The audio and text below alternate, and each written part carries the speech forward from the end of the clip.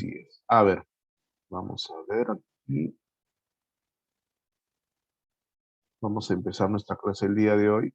Y vamos a empezar recordando, pues muchachos, ¿no? Es importante, en este momento es importante tener en claro algunas cosas, recordar algunas cosas. Por ejemplo, ¿no? Vamos a colocar aquí, vamos a hacer vamos a hacer nuestro esquemita, ¿ya? A ver, ¿cómo hacemos? Ya. Aquí vamos a colocar, aquí vamos a colocar nosotros el pensamiento mágico religioso. Ok, vamos a colocar el pensamiento mágico religioso. Lo vamos a volver un poquito por acá. Y por aquí vamos a colocar lo que es el pensamiento mítico religioso. ¿Correcto? Profesor, ¿qué pasa con eso? Lo hemos visto hace tiempo. Sí, pero necesito que lo recuerde. La pregunta es, ¿qué? O sea, en algún momento se preguntó, ¿no? En algún momento se preguntó.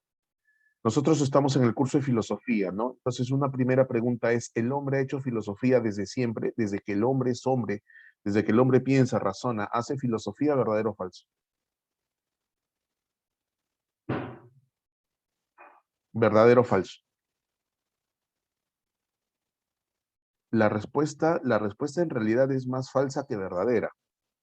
¿Por qué? Porque te explico lo siguiente, escúchame bien, debes entender esto, debes entender esto. Hay distintas definiciones de filosofía. Una de las definiciones de filosofía trata acerca de que la filosofía puede ser entendida como un estilo de vida, ¿ok? Como un estilo de vida, un estilo o sea, tu filosofía de vida, ¿no? Es decir, cómo llevas tu vida. Si es que nosotros enfocamos la filosofía por ese lado, repito, si es que nosotros enfocamos la filosofía por ese lado como estilo de vida, entonces la respuesta sería sí, desde siempre ha habido filosofía. Porque la forma de vida del hombre primitivo, ¿ok? Del hombre primitivo, estaba caracterizado por ciertos aspectos, pero era su filosofía de vida. Sin embargo, académicamente hablando, ¿ok? Académicamente hablando, o sea, para los intereses que tú tienes, que es preguntas de examen de admisión para ingresar a San Marcos, la filosofía se entiende como un pensamiento racional, un pensamiento lógico que lo que busca es encontrar respuestas a todo aquello que circunda al ser humano, ¿no? ¿Correcto? No necesariamente, Paula. Sofía significa sabiduría. Etimológicamente hablando, Sofía significa sabiduría. ¿Ok? O sea, filosofía, filo, amor. La palabra filo, amor, Sofía, sabiduría, amor por la sabiduría.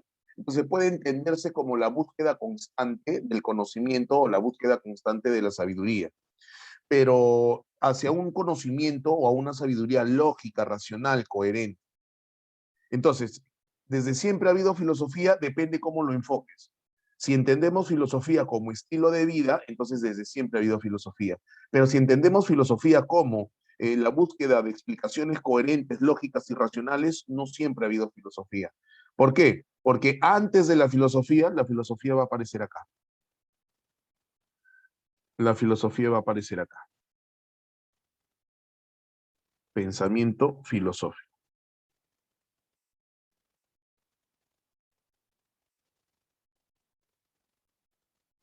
Pensamiento filosófico. Aquí va a aparecer la filosofía.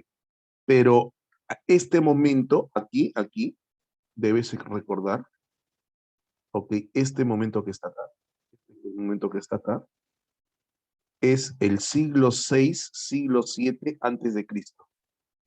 Siglo VI,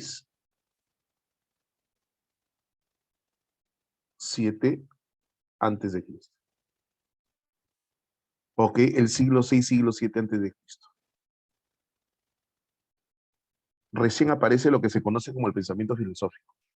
La pregunta es, ¿y qué ocurre antes, profesor? ¿Qué ocurre aquí en el pensamiento mágico, mítico, religioso? ¿Qué ocurre? ¿Qué sucede? Entonces, ahorita lo que estoy haciendo es recordar, ¿ah? Porque en teoría ustedes ya saben esto, en teoría saben esto. Entonces, ¿qué ocurrió? Ocurrió que,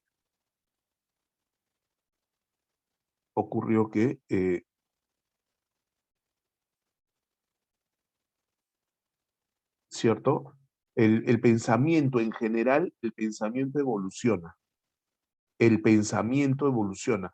Porque ¿qué de común tienen estos tres? Que los tres son pensamientos. ¿Y qué significa pensar? Entender la realidad. El pensar implica entender la realidad. Entender, escúchame bien, ¿ah? Entender la realidad. Entonces, ¿qué sucede?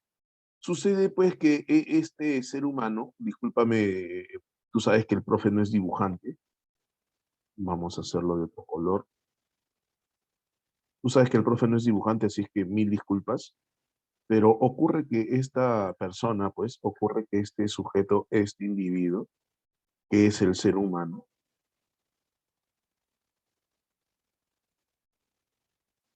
ok, este individuo que es el ser humano, correcto, este individuo, el ser humano, desarrolla, ¿qué desarrolla?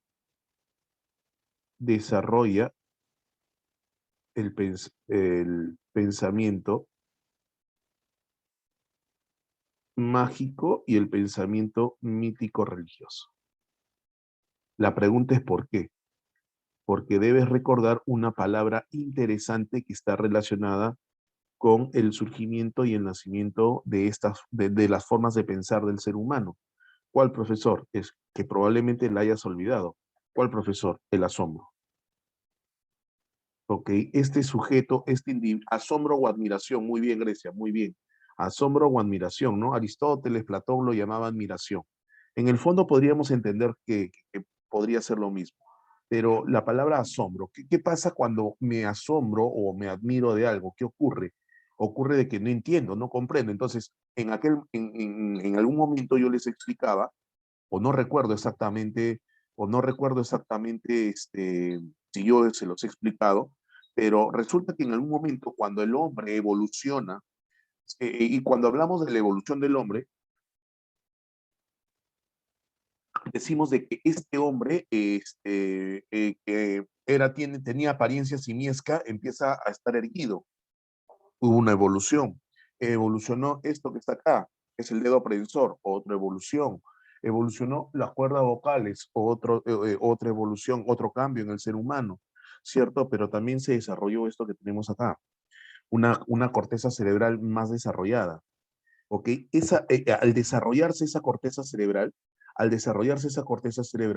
se desarrolla justamente aquello que nos permite pensar, aquello que nos permite pensar. Biológicamente hablando, eso está relacionado, tu profesor de psicología te lo habrá mencionado, ¿cierto? Te lo habrá mencionado. Biológicamente hablado, eso está relacionado con esta zona que está acá. Esta zona que está aquí, muchachos, se llama lóbulo prefrontal. Prefrontal. ¿Ok? Entonces, en este lóbulo, en esta zona, no en el occipital, no en el parietal, no en el temporal, no. Aquí, en este prefrontal, donde nosotros pensamos, razonamos, analizamos, en esta zona es donde nosotros nos damos cuenta de la realidad. Y cuando eso ocurrió, cuando evolutivamente hablando, empieza a ocurrir eso, de que el hombre se da cuenta, pregunta, se da cuenta de, cuando empieza a tener la capacidad de darse cuenta, se da cuenta de qué? De lo que tiene a su alrededor. ¿Y qué tiene a su alrededor? La naturaleza. Y la naturaleza funciona bajo ciertas leyes. Y el hombre comienza a asombrarse de todo lo que ocurre. ¿Qué ocurre? Todos los días sale el sol, todos los días se oculta el sol, a veces sale la luna, a veces la luna está llena, a veces está media luna, a veces está cuarto menguante, la marea sube, la marea baja, hay lluvias, hay tormentas. Eso lo asombra. Pregunta, ¿por qué lo asombra?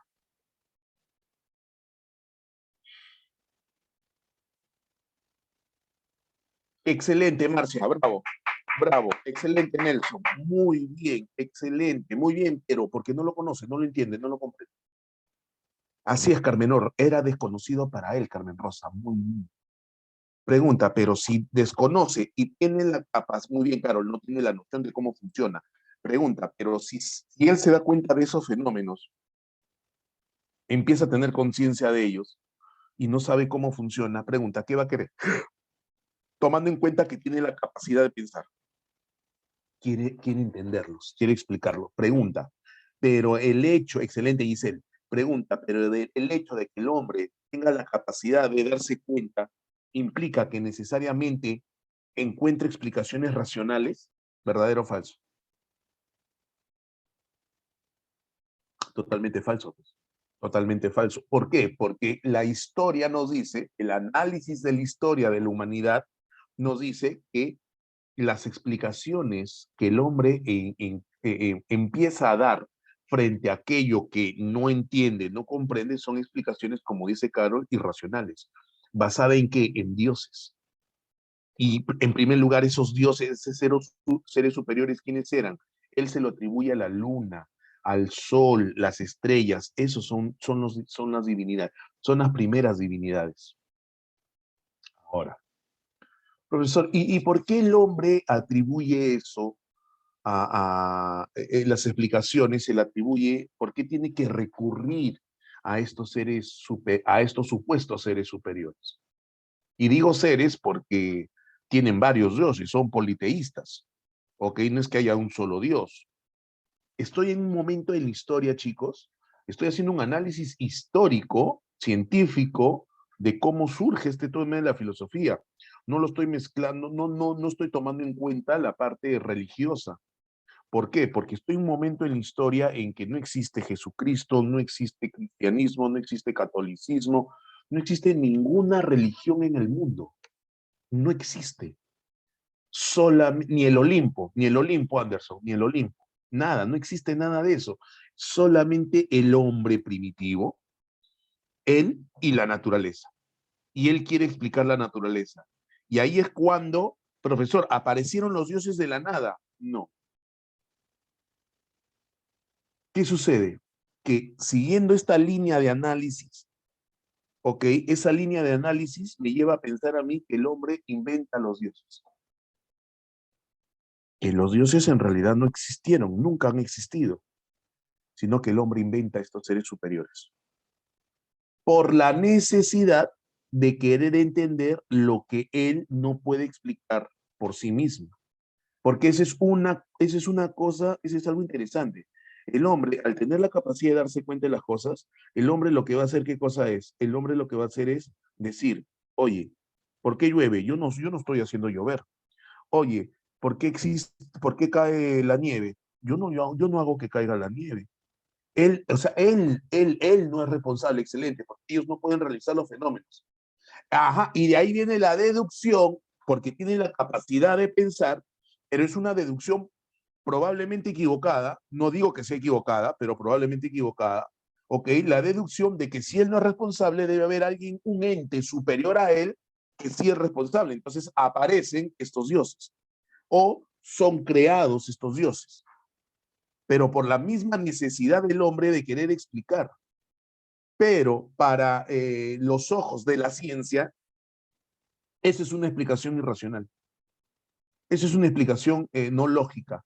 En esa explicación predomina lo mágico y lo mítico. Si nos concentramos en lo mítico, el mundo antiguo está lleno de mitos. El mito de Thor en el mundo nórdico, el mito de Osiris en el mundo egipcio, los mitos que tenemos en Grecia, en psicología, por ejemplo, no sé si te han hablado del mito de Psique y Eros, ¿cierto? Entonces hay un montón, aquí en el Perú, la cultura antigua, la cultura precolombina, también tiene el mito en Ailán, por ejemplo, en el norte de Perú. Entonces hay mitos, en todas las culturas tienen mitos. O sea, al parecer esto no es propio de Grecia. Profe, usted me está hablando de Grecia. No, yo no te estoy hablando de Grecia, te estoy hablando de los primeros hombres. Y al parecer esta característica se da en Europa, en África, en América, en todos los pueblos antiguos. Lo que sí no se dio en todos los pueblos es este tránsito. ¿Cuál tránsito, profesor? Este tránsito.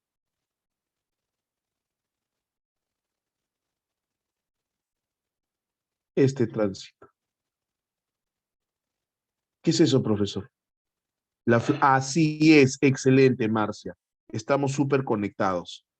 Esto se va a conocer como el paso del mitos al logos. El paso del mitos al logos. Ay, perdón, ahí está. Entonces, San Marcos suele hacer referencia a esto, ¿no? ¿Cómo nace la filosofía? Si lo sintetizamos, es el paso del mitos. ¿Qué significa? ¿Qué debes entender tú por mito? Explicación irracional y lógica de la realidad, pero explicación. Se intentó explicar que no sea racional es otra cosa. A logos. Ahora, ¿qué debes entender por logos? Y aquí hay que tener cuidado, porque si bien es cierto, logos significa estudio, tratado, lógico, racional, conocimiento, no quiere decir que se pase al 100% a una explicación racional. No quiere decir que cuando nace la filosofía en el siglo VI, siglo VII antes de Cristo, no es que este pensamiento ya sea racional absolutamente, en un 100% sea racional. No, no ocurre eso. Lo que va a ocurrir es que esta nueva forma de pensamiento trata de ser más lógica, ser más racional, de alejarse, se aleja de lo mágico y de lo mítico. ¿Qué representa lo mágico y lo mítico? Lo mágico y lo mítico representa fantasía, representa irracionalidad, irrealidad. En cambio, lo filosófico pretende ser más lógico, más racional. Este nacimiento de esta nueva forma de pensar de la humanidad, a la cual se le ha denominado filosofía, ¿ok? Que pretende, insisto y repito, tener una explicación más lógica, más racional de todo lo que le acontece al hombre, ¿cierto? De todo lo que le ocurre al hombre, ¿se da dónde? En un lugar específico. Ese lugar específico se llama Mileto, el puerto de Mileto. ¿A dónde pertenece Mileto? A Jonia. ¿Y Jonia qué cosa es? Es una colonia griega. ¿La filosofía nace en Grecia? Sí, pero ¿en qué parte de Grecia? ¿En Atenas, en Esparta? No. La filosofía nace en Jonia. ¿Qué cosa es Jonia? Una isla, pero es una colonia. Entonces, una de las preguntas que tú tienes que tener siempre en tu cabeza y a su vez respuestas a esa pregunta es, ¿por qué la filosofía nace en Mileto? ¿Por qué la filosofía nace en Jonia? ¿Qué tuvo Jonia? ¿Qué tuvo Mileto para que ahí se dé lo que hoy en día se conoce como el pensamiento filosófico? Una suma de factores. Uno de esos, hay factores religiosos, hay factores culturales, hay factores geográficos. En el caso del factor geográfico es el hecho de que esta colonia esté lejana de las capitales griegas, de Atenas, de Esparta. Y eso va a traer como consecuencia mayor libertad de expresión, mayor libertad de pensamiento y no estar sujeto a lo que establece la religión imperante en los lugares, ¿no? Eso es vital. Mi estudiante tiene que, este esquema la tiene que tener clarita, clarita. ¿Ok? Mi estudiante debe entender eso, este proceso. O sea, antes de que tú sepas que nace en Jonia, que nace en Mileto, en el siglo VI, en el siglo VII, quién es el primer filósofo, quién es el padre de la filosofía, esos son datos, simplemente datos. Lo que usted necesita, ajá, Christopher, tienes toda la razón. Lo que usted necesita es entender el proceso, porque eso te va a permitir a ti enfrentar una pregunta de eco. ¿Ya recordaste hasta acá?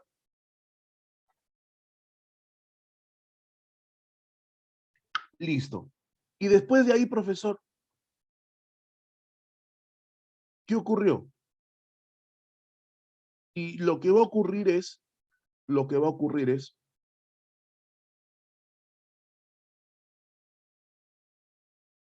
que al nacer la filosofía, ya sabemos dónde, vamos a ponerle esta flechita por este pensamiento filosófico.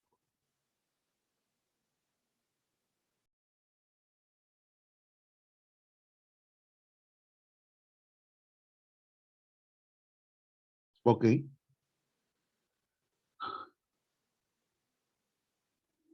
surge entonces, claro, Nelson, la filosofía nace en Jonia, que pertenece a Grecia, y más específicamente, Nelson, en Mileto, que pertenece a Jonia. Mileto es un puerto de la isla de Jonia.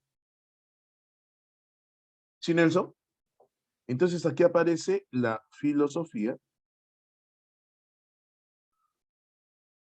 griega, ¿cierto? La filosofía griega.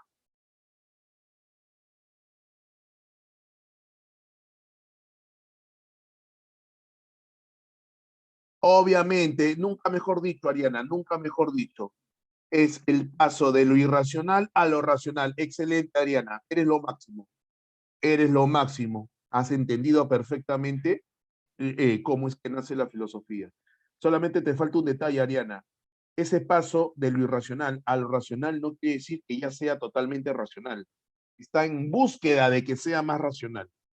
Porque un dato, Arianita, un dato. Estamos en el año 2022, 2022. Ha desaparecido totalmente lo irracional. Ya no existen explicaciones mágicos y míticas religiosas en el mundo actual en el que vivimos. Todo es racional. No. O sea, mira en el año en que estamos y todavía mantenemos un ejemplo de ello y sin faltarle el respeto a nadie, un ejemplo de ello, ¿qué cosa es? Las religiones. ¿Aún hay monos? ¿A qué te refieres con que aún hay monos? Ok, listo. Ah, en sentido figurado. Ok, listo, ya te entendí. Ah, perdón. Entonces, ¿qué ocurre, profesor? Ocurre que nace esta filosofía griega, surge esta filosofía griega, ¿cierto? Y tradicionalmente, correcto, tradicionalmente, esta filosofía se divide en tres periodos. El periodo cosmológico, aquí vas a encontrar tuya, y aquí estamos recordando porque esto ya se hizo. En el periodo cosmológico encontramos a los monistas, a los pluralistas, encontramos a Heráclito, a Parménides y a Pitágoras. Los monistas, ¿quiénes son los monistas? Tales, Anaximandro y Anaxímenes. Los pluralistas, ¿quiénes son los pluralistas? Empédocles, Anaxágoras y Demócrito y Leucipo, ¿correcto? Y la principal preocupación de estos primeros filósofos sigue siendo la naturaleza. Porque ¿qué le preocupaba a este hombre que se asombró? La naturaleza, su entorno, cómo funciona. Y empiezan a dar explicaciones irracionales de cómo funciona la naturaleza. En el periodo cosmológico, ok, también les interesa la naturaleza. Por eso la Piscis significa naturaleza. Pero como bien dice Alexander, ellos empiezan a entender las cosas de otra manera y dice, es imposible que algo salga de la nada. Es decir, este mundo donde vivimos debe haber salido de algo, el cual debe tener un origen. Por eso la búsqueda del arjé. Los monistas, el arjé está en un solo elemento. Los pluralistas, el arjé está en varios elementos. No así Heráclito, no así Parménides y no así Pitágoras, que podríamos decir que tienen una explicación más abstracta, metafísica de la realidad. Heráclito, movimiento, cambio. Parménides, la esencia nunca cambia. Pitágoras, la matematización, la armonía, el orden, la simetría, basado en las matemáticas, basado en los números. Esa era la preocupación de los filósofos del periodo cosmológico. Luego, la filosofía, ¿dónde se da el periodo cosmológico? Tales de Mileto, Pitágoras de Samos, Parménides de Lea, Heráclito de Efeso, distintas ciudades, siguen siendo colonias, distintas ciudades, pero en el periodo antropológico, ok, la filosofía se muda a Atenas. ¿Por qué, profesor? En ese momento nosotros explicamos el evento, el suceso, el acontecimiento que está ligado al hecho de que la filosofía se mude a Atenas. Excelente, Nelson.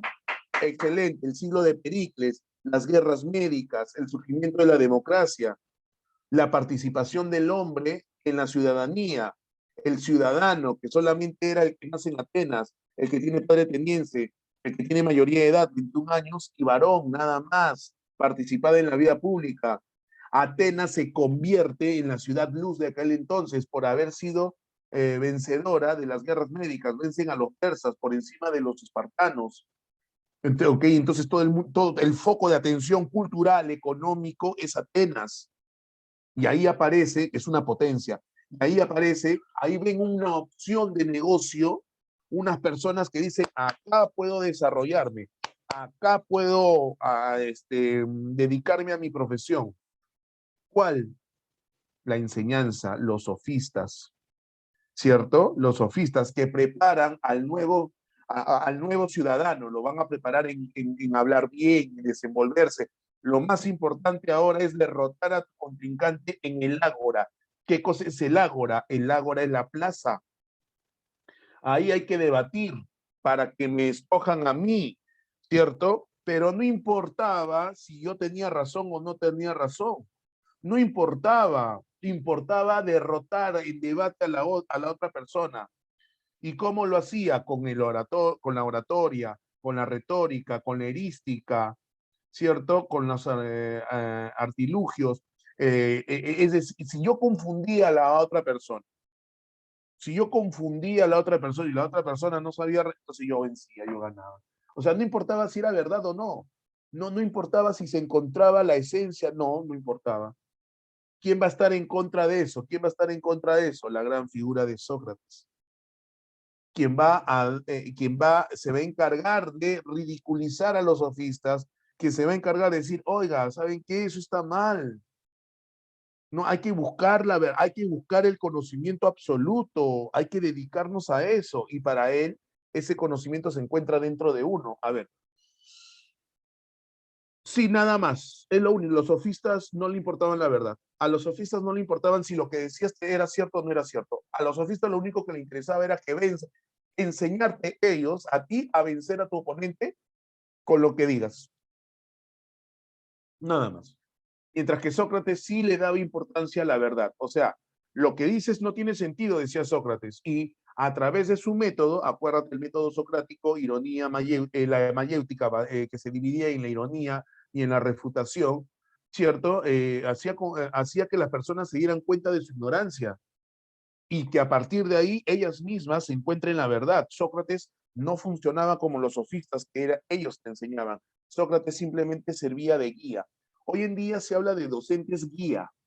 El docente sirve como una especie de, o sea, el docente actual no tiene que dar todo servidito.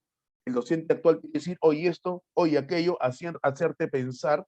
Cuando tú te encuentres con un docente que te pregunta, oye, y esto, ese docente está haciendo uso del método socrático. Si tú te encuentras con un docente que dice, un ratito, espérate, esto es así, así, así, así, así, ya, ahora sí copia. Ajá, ya, ese no tiene el método socrático. Ese es un método muy tradicional. Sócrates no pensaba eso. Sócrates decía, a ver, profe, ¿qué es esto? No sé. ¿Que no sabe, profe? No sé, pero a ver, pues vamos a averiguar. Pregunta, y preguntaba, oye, ¿qué es esto? Oye, esto, y esto, y esto. Dialogaba, basado, excelente, Malí, muy bien, basado en el diálogo. Eso hacía Sócrates. Eso hacía Sócrates. Ah, pero te das cuenta de algo. Te das cuenta que ya no les interesa que si el agua, que si el fuego, que si la tierra. ¿Por qué? Porque se pasó de la preocupación de la física, de la Piscis, del Arge, se pasó a la preocupación acerca del hombre. El hombre que puede pensar, que puede razonar, la virtud del hombre, cómo debe vivir, ¿cierto? Y pasamos luego al periodo sistemático.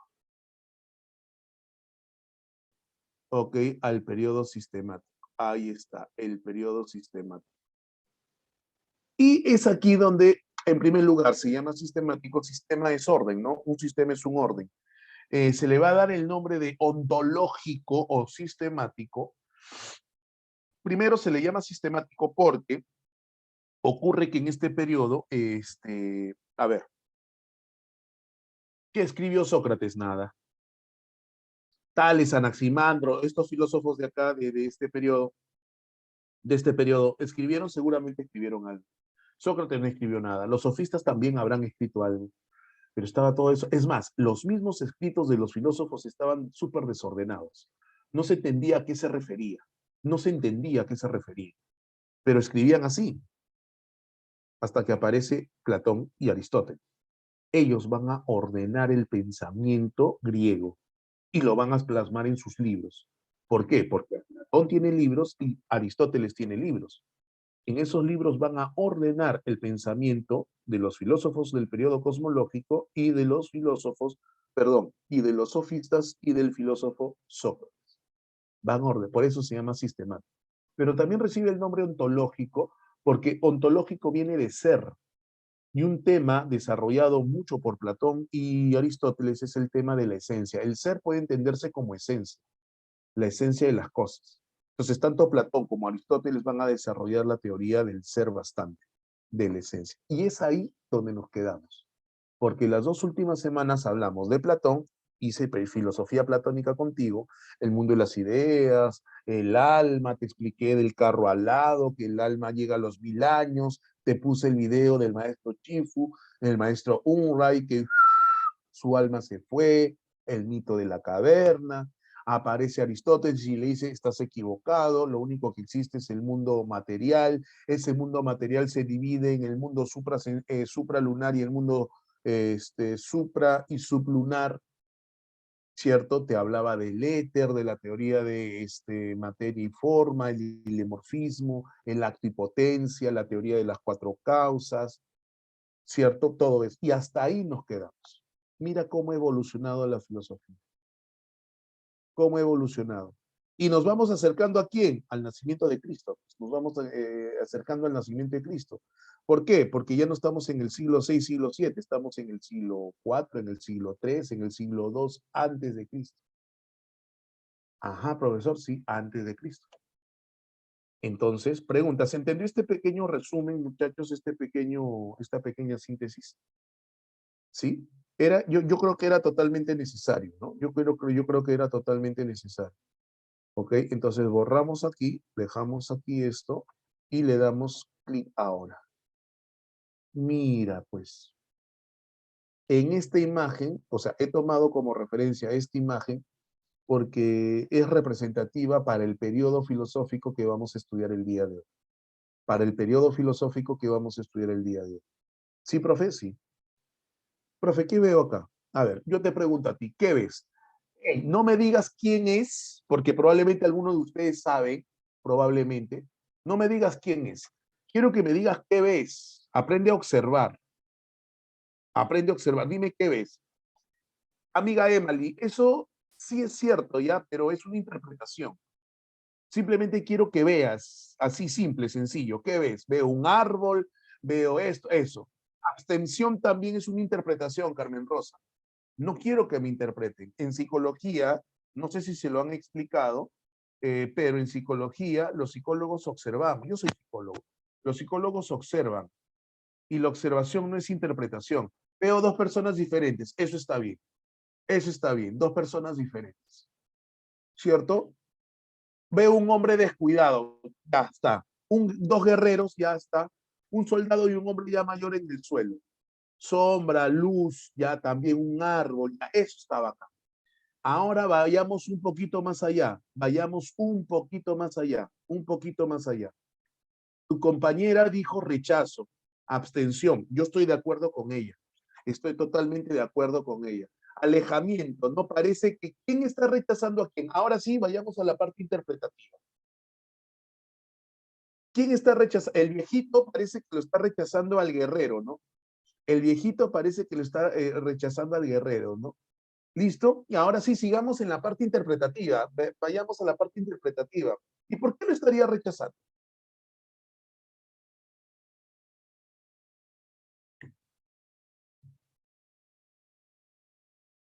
Porque le tapa la luz, lo ciego, o sea, no me dejas ver.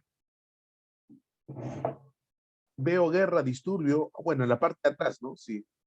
Porque le propuso algo y no quiso de repente, ¿no? Estamos en la parte interpretativa, ¿cierto? Esta pintura es muy representativa y esta pintura, porque le estaría haciendo un comentario que no comparte. Excelente, Luciana, muy bien, podría ser eso, podría ser eso. Entonces, esta pintura es muy representativa porque, ahora sí lo digo, lo vamos a ver dentro de un rato, pero esta pintura representa al gran Diógenes, al gran Diógenes. Ah, profe, ese Diógenes era un guerrero. No, mi puntero láser.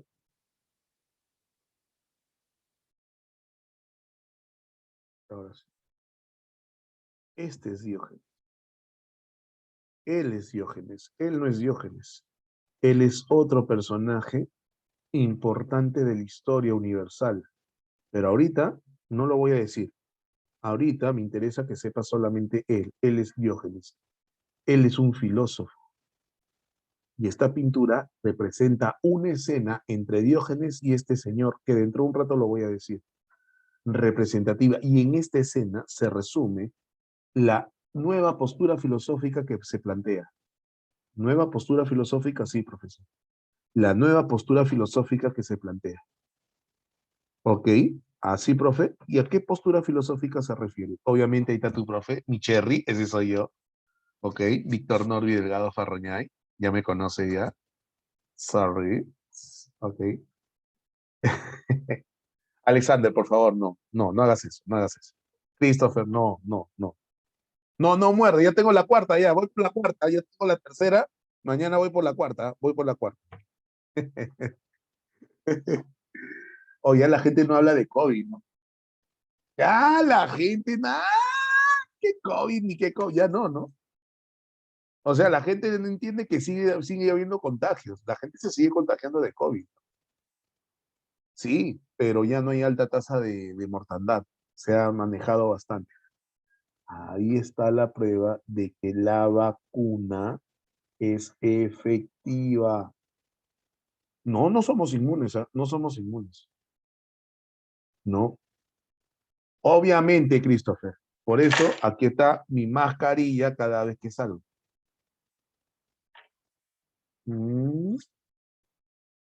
Pero ahorita pues estoy en el calor de mi hogar, en mi oficina, trabajando para ti.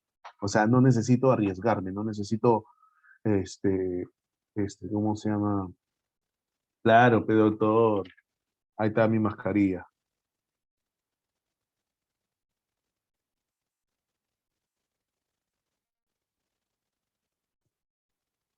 Claro, pero doctor. Entonces, ya, regresamos a nuestro tema. Sí, porque, no seas la Silvana, qué malcriada. Qué malcriada, qué malcriada, Silvana. No, me retiro, chao. No, no, no, no, no, no puedo soportarlo, chao. Chao, me voy, chao.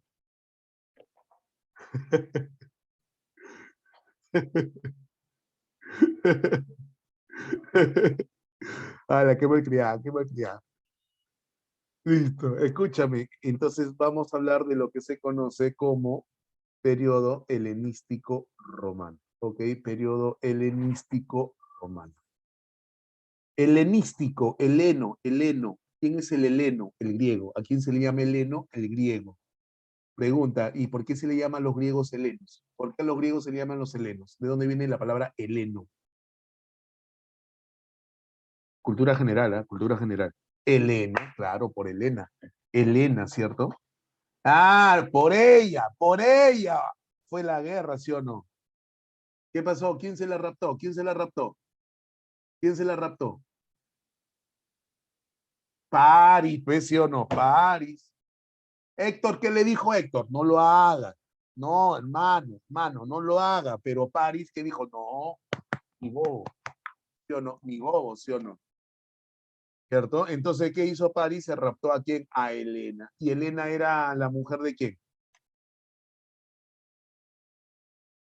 ¿De Aquiles? No, no era la mujer. De Menelao. ¿Y Menelao era rey de quién?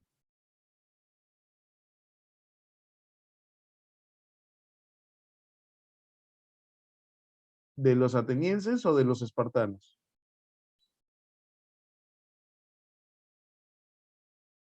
De los espartanos.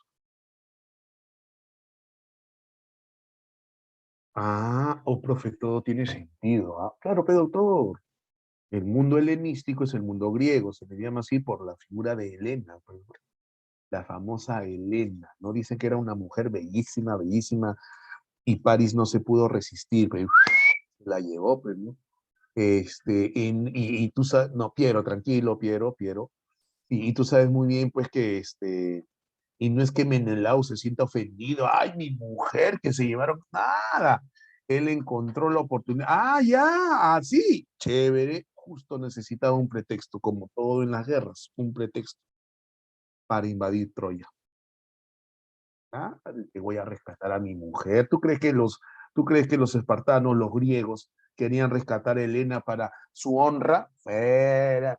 No, desde hace tiempo querían conquistar Troya, porque era un lugar estratégico. Era Bai, Bai dice era Bai.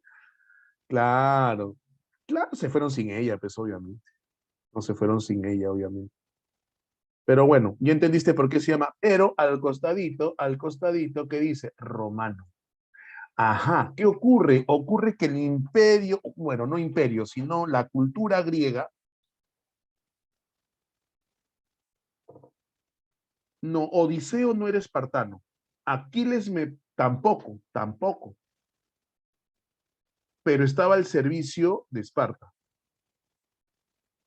Pero Odiseo no, Odiseo era de la isla de Ítaca. Odiseo, Ulises, o Odiseo, ¿cómo se llama? La Ilíada y la Odisea, o ese es el otro nombre de Ulises, Odiseo, es de la isla de Ítaca. Pero en ese momento me parece que Menelao recurre a todos los pueblos griegos, a los reinos griegos, para que lo apoyen y logra convencerlos para que lo apoyen. No, Karime, no, no, no, no, no. Ahí ese señor no tiene nada que ver en esa historia. No, Karime. ¿Sí? Entonces, pero mira, al costado dice Roma, Roma. Profesor, ¿y Roma qué pinta acá? Ajá. Así como hay la Ilíada y la Odisea, que pertenece a Grecia, tenemos las Eneadas de Eneas, que explica el origen del pueblo romano. ¿Y qué ocurre? Ocurre que cuando se da cuando toman Troya, ¿no? Cuando los griegos toman Troya, hay algunos troyanos que escapan, ¿no? Hay una ruta de escape, escapan. Entre ellos, si es que no me equivoco, está París. Si es que no me equivoco, está París. Pero de esa línea de troyanos, correcto, va a surgir Roma. Va a surgir Roma. Entonces, ¿qué ocurre? Pero para que Roma llegue a ser el imperio que es, va a pasar cierto tiempo, en el cual el imperio romano, estos romanos empiezan a crecer, a crecer, a crecer, y en esa expansión van a asimilar, entre otros pueblos, a los griegos. Entonces, estamos en el periodo en el cual se va a dar un encuentro entre la filosofía, la cultura griega y la cultura romana. Ahora, también habrá una unificación, una colonización, podríamos decirlo, ¿no? Ahora, hay algunos memes interesantes que hablan acerca de esto, ¿no? Porque pregunta, si yo te hablo de Zeus, de Afrodita, de Poseidón, ¿qué cultura es? ¿Romana o griega? Griega. Pero Zeus, Afrodita, Poseidón y todos los dioses griegos son los mismos en Roma, pero con otro nombre. Si es que no me equivoco, Zeus es Júpiter. Son los mismos dioses, pero le ponen otro nombre. Es por eso que dicen que los romanos se copian de los griegos, pues, en parte, pues, ¿no? Poseidón, Neptuno, por ejemplo. No hay copyright, no hay copyright. Italianos tenían que ser, ¿cierto? Listo. Pero no hay que quitarle el gran mérito que tuvieron los romanos. Los romanos tuvieron, pero tienen como base a los griegos, sí, pero ya como base. Listo, profe. ¿Hasta aquí estamos bien o no? ¿Me estás siguiendo? ¿Me estás entendiendo? Mira, y estamos en la primera diapositiva, ni siquiera en la primera diapositiva, estamos solamente en la carátula. Alucina a la profe, qué chévere. Ahora mira, papi, vamos a nuestra línea de tiempo para entender dónde estoy parado. Siglo IV antes de Cristo, hasta el siglo II antes de Cristo. Siglo IV antes de Cristo, siglo II antes, no nace Jesucristo, ¿eh? No nace Jesucristo. Si no nace Jesucristo, no hay catolicismo, no hay cristianismo. Pero sí hay que, te creo, te creo, te creo. No hay cristianismo, no hay catolicismo, pero sí hay que. Politeísmo sí, estoy de acuerdo contigo, politeísmo sí. Griegos, romanos, fenicios, caldeo-asirios, egipcios, todos ellos son politeístas. Estoy contigo.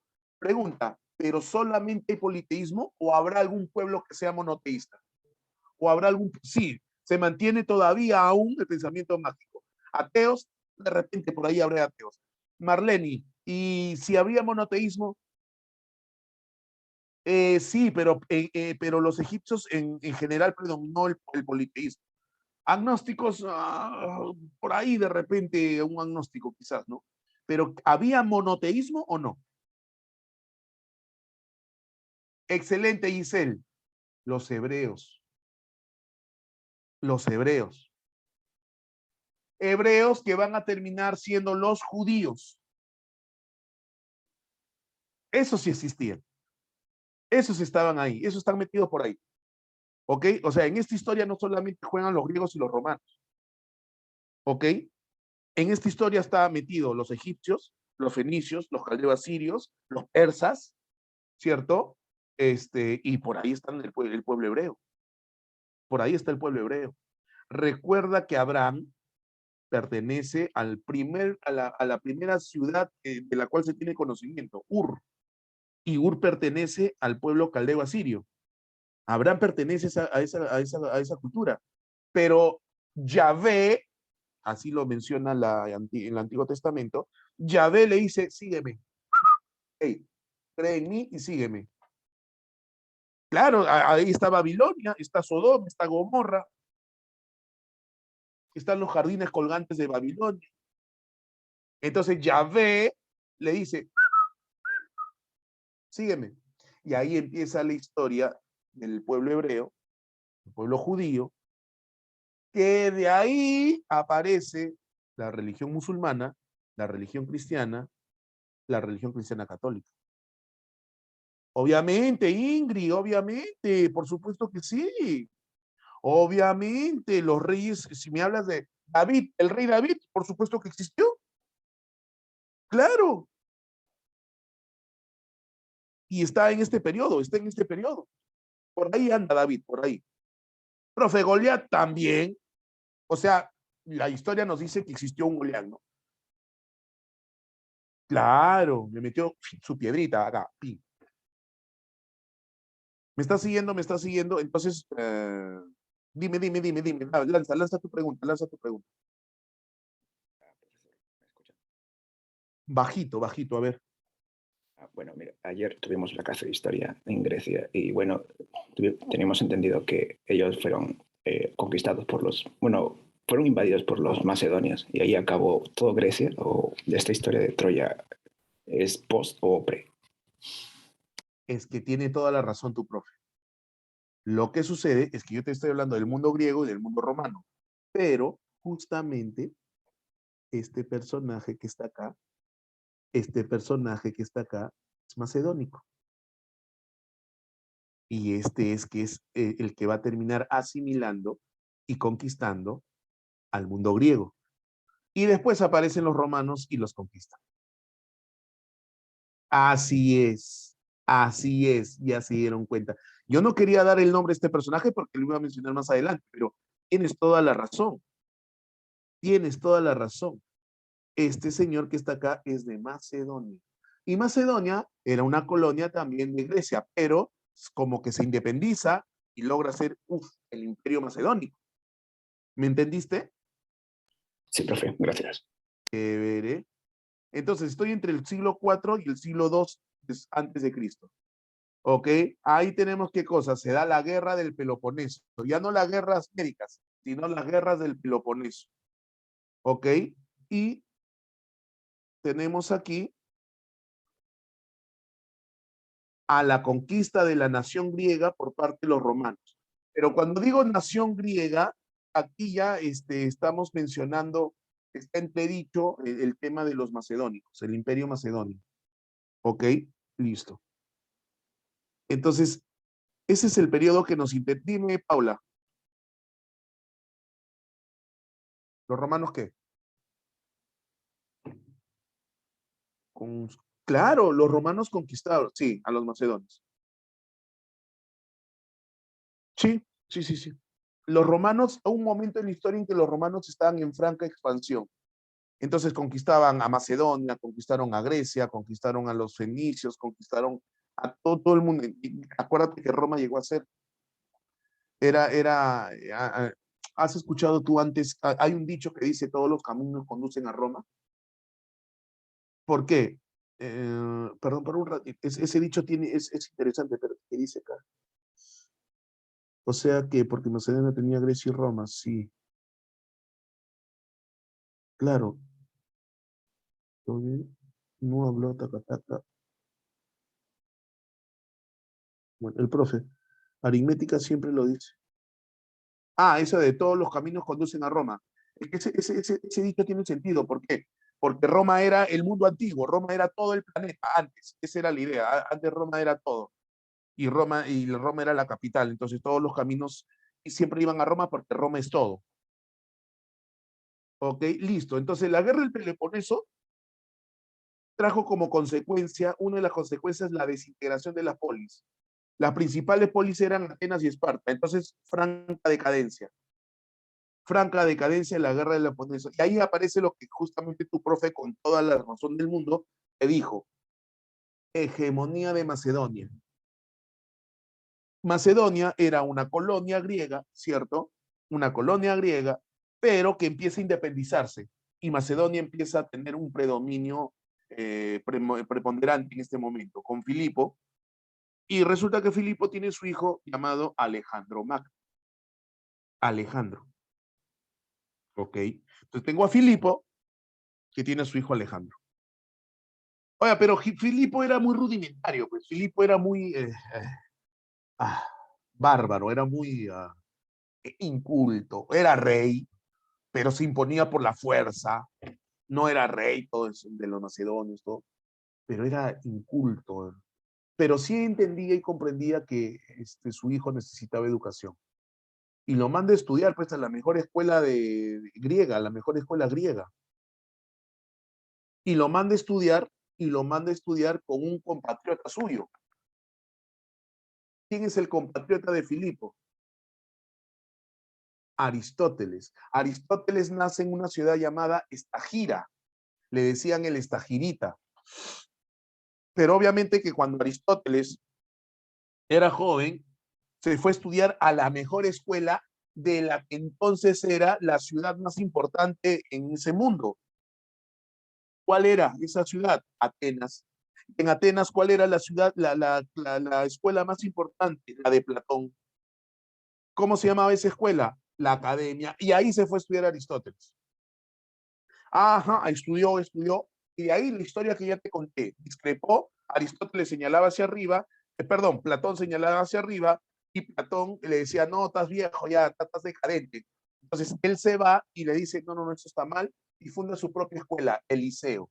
A ese liceo llega este joven llamado Alejandro a estudiar. De tal manera que Alejandro tiene un súper, o sea, Alejandro no es cualquier hijo de vecino. Alejandro es un tipo súper inteligente. Obviamente, y eso le sirvió para las conquistas. El imperio macedónico llegó a ser también un imperio que se expandió mucho. Llegó a lugares que nunca nadie hasta ese entonces sabía. Era hábil, Carmen Rosa era hábil, era muy estratega, ¿cierto? Llegó a lugares donde nunca nadie antes había llegado. Había llegado a la India. Y ahí se va a dar un crisol. ¿Qué significa crisol? Esta palabra es importantísima. ¿Qué significa? Casi conquista a los incas, no seas loco, Anderson. Tanto así, tanto así. ¡Hala, qué loco! Tanto no sabía eso. Ahí sí me agarraste, ¿eh? Ahí sí me agarraste, ¿eh? Por poquito, Anderson, por poquito. ¡Qué buena, qué buena! Oye, entonces se dio un crisol. Pregunta: ¿qué significa crisol, papi? ¿Qué significa crisol? Se murió muy joven, ¿eh? Se murió muy joven. Y se murió sin dejar descendencia. Solo sé que es una librería. Crisol significa mezcla. Fusión, mezcla.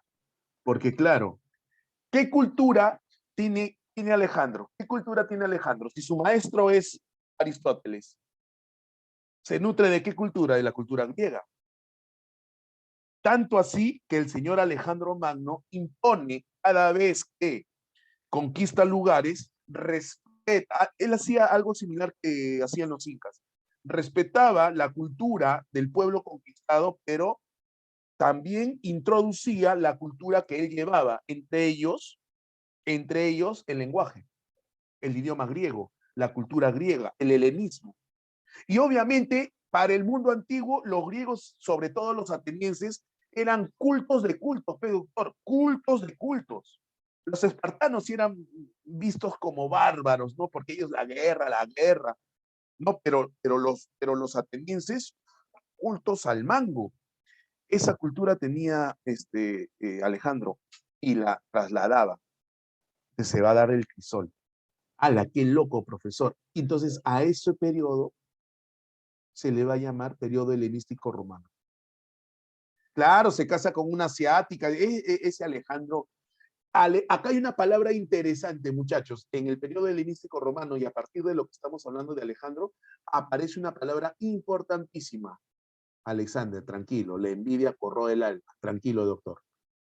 Sí, surge la fusión es la crisol, es, como te digo, el crisol. Pero ¿qué palabra debes en este momento tener en cuenta?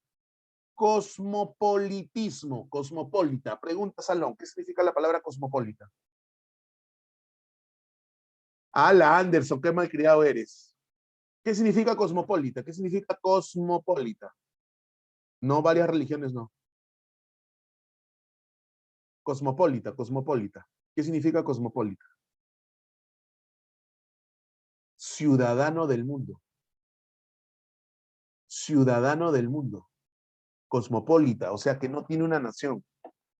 Y ese cosmopolitismo, o sea, aquí ya no hay, soy ateniense, soy espartano, soy de Ítaca, ya no ya. Ahora, ciudadano del mundo, hay una visión más cosmopolita. Antes, sí, más o menos como los sofistas, más o menos como los sofistas. Antes te llenabas el pecho de orgullo, soy ateniense, soy espartano. No, no, ahora no me interesa de dónde seas, porque vayas donde vayas, te nutres de la cultura. Pregunta, ¿se está entendiendo? Listo. Entonces, ¿qué ocurre? Ajá, ahí está. El periodo helenístico romano. Características ya desde el punto de vista filosófico. Ahora sí, dejamos un poquito la historia. Te das cuenta que es importantísimo la historia universal. No sé si se los he dicho en algún momento. Y qué bueno que tu amigo me ha preguntado, ¿no, profe? A mí me han dicho que fueron conquistados por Macedonia. Y tiene toda la razón. Tiene toda la razón. Mira qué importante es el curso de historia, en este caso historia universal. En esta época son cosmopolitas. Paula, esa es una pregunta bien bonita, ¿sabes por qué? Porque hay ciudades que son consideradas cosmopolitas. Hay ciudades que son consideradas cosmopolitas. Por ejemplo, la ciudad del Cusco es considerada una ciudad cosmopolita. ¿Por qué?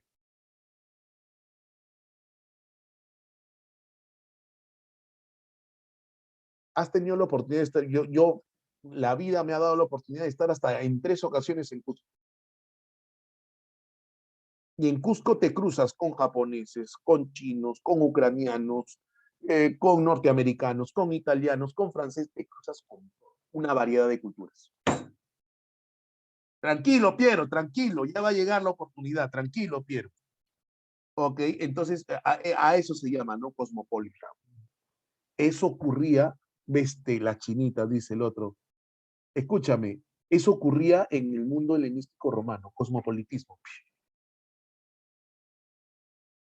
Iluso, ¿sí o no, Carlos? Es iluso, recontra iluso es. Ahora mira acá. Primera característica de este periodo helenístico romano. Estos nuevos filósofos que aparecen, ¿no? Estos filósofos que aparecen, que son contemporáneos, ¿ah? O sea, no es que, profe, ya se murió Sócrates, ¿no? No, no es que se haya muerto, no es que se haya muerto. Simplemente que son contemporáneos, solamente que tienen posturas distintas y por eso se hacen las divisiones.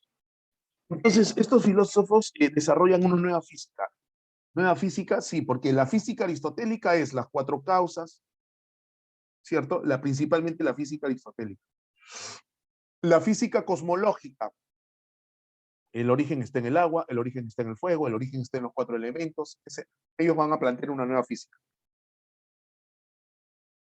Cosmopolitismo, lo que te decía. Una nueva... Ahora, ¿qué implica ser ciudadano del mundo? Una nueva forma de convivencia, el respeto, por ejemplo, ¿no? O sea, no interesa si eres... Antes los espartanos con los atenienses se tenían broncas. No, ahora no. Uno, porque ya empieza a decaer, ya no tiene tanta preponderancia la figura de Atenas, la figura de Esparta, sino que Macedonia asimila a Grecia, se expande, y entonces eso implica convivencia. Llega la India, ¿fue fácil? No fue fácil, difícil, pero implica tratar de plantear una nueva ética. Entonces, las normas de convivencia empiezan a tener otro sentido. Y una época de inestabilidad. Una época de inestabilidad. Y en esta época de inestabilidad económica, política, porque en esta época cae Grecia, aparece Alejandro con los macedónicos, por ahí aparecen los romanos y empiezan a conquistar, entonces es una época de inestabilidad. Y la gente se pregunta, ¿qué me hace feliz? ¿Qué es la felicidad? Entonces, los filósofos que aparecen en este periodo van a preguntarse acerca de la felicidad. Y eso trae como consecuencia una nueva visión del sabio, del filósofo. Desde Sócrates, con Sócrates. Ahorita, Carmen Rosa, esa pregunta es recontratranca, pero vamos a ver qué entienden ellos por felicidad.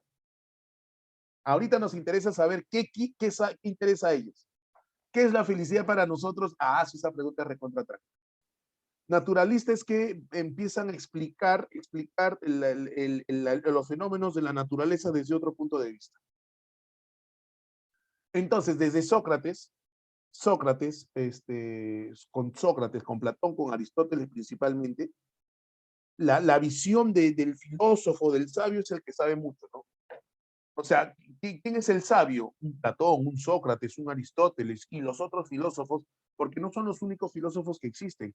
Son los más renombrados, son los que más resaltan, pero esa era la idea, ¿no? Ahora no. En este periodo donde predomina la idea de ¿qué es felicidad? El sabio va a ser el que sabe vivir. El sabio va a ser el que te dice cómo es que debes vivir. Y esta idea o esta influencia, ¿de dónde viene? No viene de Aristóteles, no viene de Platón, sino viene de Sócrates. Porque Sócrates decía, muchos de estos filósofos aparecen, surgen a partir de las enseñanzas de Sócrates. Porque Sócrates decía que la forma de vivir correcta es buscando la sabiduría, buscando el conocimiento. Acuérdate que Sócrates decía que una persona comete actos indebidos no porque sea mala, sino por ignorante. Por ignorancia, la persona es ignorante. Por lo tanto, si la persona es ignorante, comete actos indebidos. Entonces, Sócrates sí te decía cómo debes vivir.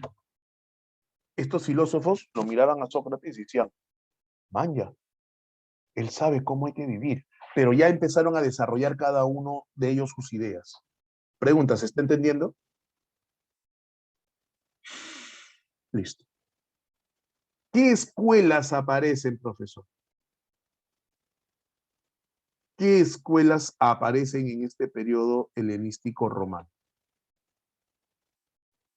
Los cínicos, los cirenaicos, los estoicos, los epicúreos, los escépticos y los neoplatónicos. Cínicos, epicúreo, no, perdón, los cínicos, los cirenaicos, cínicos, cirenaicos, estoicos, epicúreos, escépticos y neoplatónicos. Sobre todo los primeros, cínicos, cirenaicos, estoicos, epicúreos. Perdón. No te leí. Escéptico y cínico lo he escuchado mucho de forma despectiva. No es que sea malo, no es que sea malo. Lo que pasa es que de repente tenemos una idea equivocada, o mejor dicho, hoy en día hay otro concepto de lo que es el cínico. Otro concepto de lo que es el cínico. ¿A quién le llamas cínico tú? ¿A quién le dices cínico tú? Al mentiroso, ¿cierto? Profe, ¿estos eran mentirosos? No, no. Flaca, ¿a quién le dice cínico? A tu tóxico, ¿sí o no? Porque es falso, ¿sí o no? Que cínico. Cuando te dicen, no, yo no he salido ayer, no he salido ayer. Qué cínico que eres, qué cínico. Me han mandado los videos, has estado chupando con tus amigos y me quieres mentir en mi cara. Es cínico, ¿sí o no, flaca? Dime la verdad, dime la verdad. Así te pones, ¿sí o no? Te transformas, ¿cierto? ¿Cierto?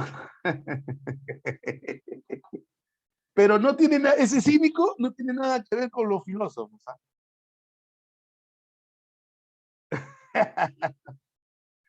Ah, profe, es que yo estaba filosofando, pues. Ah, ya, por eso soy cínico. No, no, no. Uno dice que no graban y terminan grabando. ¿Para qué? Que son tontos. No se graben, muchachos, no se graben. Todo se sabe. Hoy en día todo se sabe. Perfil bajo, perfil bajo. Listo. Te decía, te decía que muchos de ellos, sobre todo los primeros, entre primeros cuatro, lo, tienen influencia sobre todo socrática. Sobre todo socrática. Entonces vamos a analizar a cada uno de ellos. Y ahora, como te digo, la idea del sabio no es el que sabe mucho, sino el que sabe vivir, el que sabe, el que descubre qué cosa es la felicidad. Para los cínicos, la felicidad será una cosa, para los cirenaicos otra, cirenaicos, para los estoicos, para los epicúreos y así. Pero la idea es buscar la felicidad, cómo hay que vivir. Eso hay que, o sea, eso de conocimiento, sí, eso está bien, pero también de la mano hay que ser, o sea, debe estar de la mano la idea de la sabiduría, el conocimiento con el saber vivir. ¿Quién es ese? Hace rato está saliendo ese pata, profesor. ¿Quién es ese? ¿Qué espeso? La idea del sabio es el filósofo, o sea, ¿a quién se le va a llamar sabio? Es ese filósofo que mediante el uso de la razón consigue la vida buena y el equilibrio emocional que le permite sobrellevar felizmente las distintas circunstancias de la vida. En este momento, la filosofía se convierte en un saber práctico. O sea, hay que pensar, hay que razonar. No, no, no, sí está bien eso, está bien. Pero ya, ese pensar, ese razonar, ¿cómo te lleva a ser feliz en esta vida? Por eso dice que se convierte en un saber práctico, que va a facultar a quien la sigue el autodominio y la paz interior. Okay. De venir a la mente la imagen del maestro Unray, que se va porque ya encontró la sabiduría, y encontró la paz, y encontró todo, más o menos así, más o menos de esa manera. Entonces, ¿a quién se le va a llamar sabio ahora? Al que sabe bastante. Los sofistas, por ejemplo, yo sé mucho. No, no, no, sofista, fera. No, no, eso está mal. ¿Por qué? Porque ahora el sabio es el que sabe, el que nos dice cómo es que se debe vivir, cómo debo llevar mi vida. Oye, y no difiere mucho a lo que ocurre hoy en día, ¿sí o no? Hoy en día está muy de moda, y sí, pues sí, debo ser honesto y decir que hay cierto prejuicio de mi parte, ¿ok? Pero hoy en día está muy de moda, no sé si has escuchado esta palabra, los coach. Sí, en ese contexto, filósofo y sabio significa lo mismo. Los coach, oye, tú entra a internet, entra a tu Facebook, a tu Instagram, hay hartos coach. Y todo el mundo, todo coach te va a decir, sigue mis consejos y vas a ser feliz en esta vida. Sé feliz porque si no estás triste, sí, te vuelvo a repetir, yo sí tengo mis reparos con el tema coach. A ver, espérate, ¿qué pusiste? ¿Qué pusiste? No estés triste, listo, son 50 soles. No estés triste, mi bro, no estés triste. Entonces, profe, hoy en día esos serían los filósofos. Pareciera que sí, ¿no? Es que hoy en día toda la gente sabe qué es la felicidad y dice, esto es la felicidad. Bacán. Si a ti te ayudó, chévere. Yo no tengo cuidado con eso, ¿eh? Cuidado con eso, ¿eh? Probablemente alguno de ellos te haya ayudado, perfecto, chévere, bacán, bacán. Pero lo que yo estoy haciendo es esa comparación. En aquel entonces aparecieron personas que dijeron, esto es la felicidad y así hay que vivir. Oye, algo similar está ocurriendo hoy en día. Mínimo a Wittgenstein, qué bravo, tú sí, Mario. No, ese es mi tía Susi, ese es mi tía Susi, el que vive la vida y que no deje que la vida la viva. Claro, mi tía Susi corazón, claro. Esa es la filósofa de filósofos, ¿ah? Claro, me mueve la cabeza. Ya, no, esa no, esa no, esa no. Oye, ¿puedo seguir? ¿Puedo seguir? Listo. Entonces, ¿a quién tenemos acá? Aquí tenemos a los cínicos. Los cínicos. Profe, mi flaco, ese mentiroso perro maldito. Eso sí te atraco. Mentiroso no, pero perro sí. ¿Qué? ¿Perro? No sea loco, profe. Perro. ¿Perro? Sí, perro. No, Carol, no me refiero a tu flaco, no. ¿Por qué perro? Porque resulta que la palabra cínico viene de can, y can es perro. Y tiene que ver con la forma de vivir de los perros. No de los perros pitucos hoy en día que solamente comen rico can. No. Sino del perro callejero. Si tú entiendes la vida de un perro callejero, así es los cínicos. ¿What? Checa. Dos personajes. Antístenes y Diógenes. ¿En qué consiste la filosofía cínica? Desechar todas las comodidades de la vida.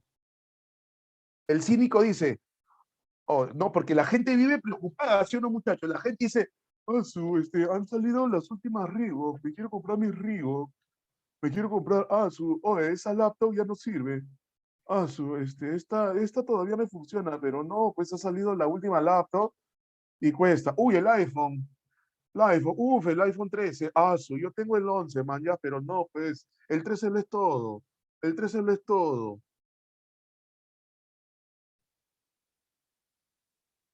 Entonces hay gente que vive pendiente de las comodidades. Consumidores, ya. Los cínicos dicen, de casa, no. Yo, yo tengo un amigo, profesor de álgebra, ok, tengo un amigo profesor de álgebra, no trabaja acá en Bonex, pero tengo un amigo profesor de álgebra que no venía con su celular, venía con su ladrillo, tenía un celular antiguito, pues. Y los alumnos lo vacilaban, la profe, su ladrillo, el profe sacaba su teléfono. Sí, esto es mi celular, pero mi celular tiene algo que ninguno de sus super teléfonos tiene. ¡Está loco, profe! Mi celular tiene esto. Mi celular tiene algo que lo que ustedes no tienen. ¿Qué cosa? Saldo.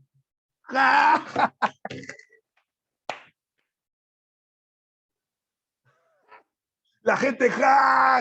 Oye, profe, no se llama, llama. No tengo saldo, profe. Yo sí llamo. Desde mi teléfono rudimentario yo tengo saldo, yo llamo. ¿Para qué quiero un super teléfono si ni saldo tengo? Y en One los cancelaba. En One los... Aguanta, ¿qué tienes con el Nokia? Oye, el mío es Nokia. ¿Qué dice ahí? Nokia. ¿Qué dice ahí? Ahí está. El mío es Nokia. Oye, ¿qué pasa? Oye, entonces los cínicos decían, a ver. Para dormir, ¿qué necesito? Algo para taparme, ¿no? No, profe, yo tengo que tener mi colchón de plumas, mi almohada de plumas de ganso. Si no, no jateo, profe. ¿Cierto? Para vivir, ¿qué necesitas? Richie. Pero yo no como ciertas cositas. No, yo necesito, pues, obviamente, mi pato al orange, ¿cierto? Obviamente, pues, mi jugo de naranja de orange por las mañanas. Mi KFC, obviamente. Come tu patita con maní, tu patita de pollo. Su tripita, ¿sí o no? Desechar, ¿por qué desechar eso? Porque no te sirve de nada. La huevo de avestruz, no seas loco, es un huevazo. Piquito broster, también hay.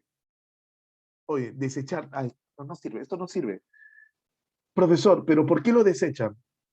Porque si estás enfocado en querer conseguirlo, vas a sufrir. Vas a sufrir. Desprecio por la riqueza. ¿Para qué quiero plata? No, profe, usted está mala.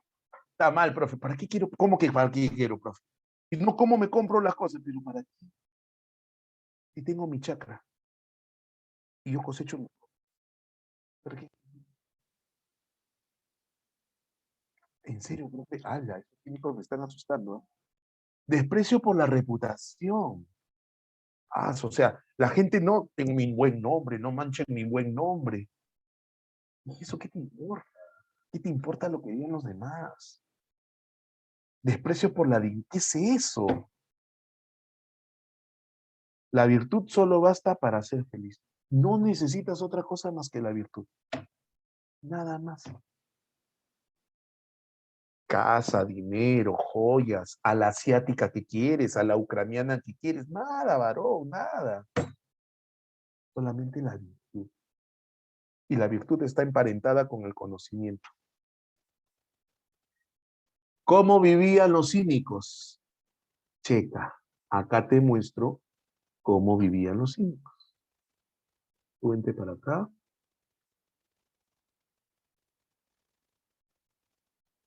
Y ahí va. Ajá. Porque no importa la dignidad, o sea, la dignidad es algo creado. La dignidad está en función a lo que los demás digan de uno, y eso no te importa, o sea, no debes vivirse, o sea, no debe preocuparte lo que digan los demás. Podría ser, ¿por qué no? Sí, es una buena crítica, Piero. Aquí está, mira, checa.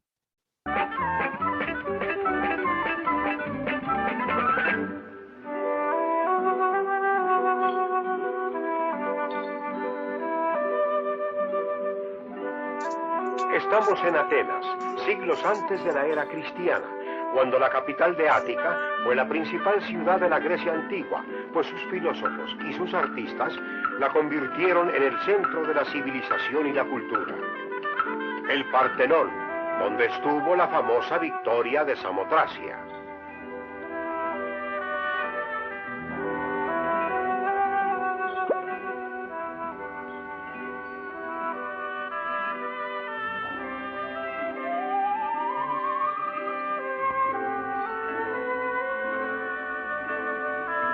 La diosa del amor, la maravillosa Venus, que entonces todavía tenía brazos. Tápate, chula, que te me vas a resfriar. El templo dedicado a Minerva, que era la diosa de la sabiduría. Como quien dice, la que sabe, sabe. ¿Y para qué nos hacemos si ya somos? Pero el más sabio de aquellas épocas era Sócrates, el príncipe de los filósofos de Atenas, que fue quien dijo: yo solo sé que no sé nada. Ay, como que yo solo sabo que no sabo nada. Pues ni que fuera usted estudiante de los que no estudian y nomás andan por ahí de vagos. Pero entre tantos hombres famosos de aquellos días, el más popular era Diógenes el Cínico, llamado así porque hacía vida callejera semejante a la del perro que lo acompañaba. Daba lecciones gratuitas para el pueblo, y el pueblo adoraba la sencillez de aquel hombre, pobre en su vida, pero rico en su espíritu y en su sabiduría.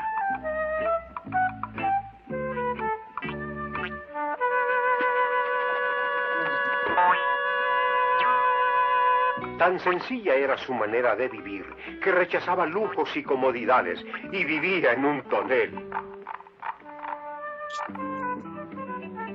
Pues es mejor estar uno dentro de un tonel de vino, y no que el tonel de vino esté adentro de uno. Diógenes decía que el hombre más sabio era el que se conformaba con menos, y tal era su fama de sencillez, que cierto día fue a visitarlo el famoso Alejandro Magno, rey de Macedonia, y le dijo: Está con... Y ahora sí.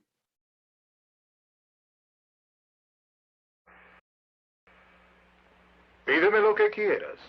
¿Qué deseas de mí? Que te vayas. No me tapes el sol. ¿Qué no, yo? Usted será muy mango, pero a don Diógenes no le quita sus baños de sol, que aquí entre nos son los únicos que toman.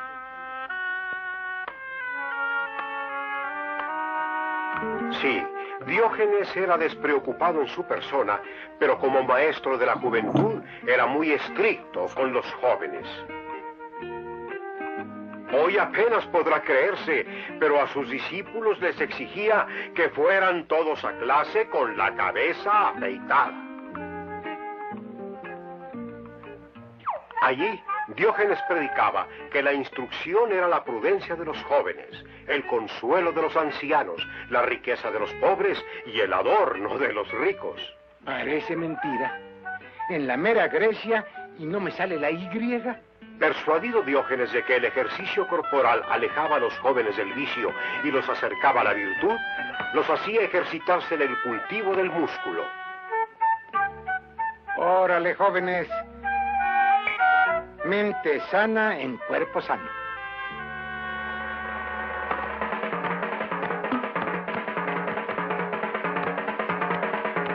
Y también los adiestraba a tirar con el arco y las flechas.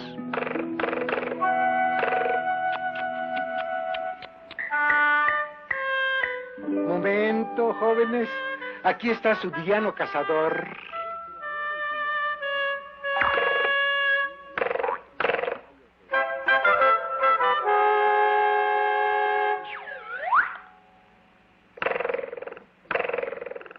No, que me dura Cupido. ¿Cómo la ven desde ahí?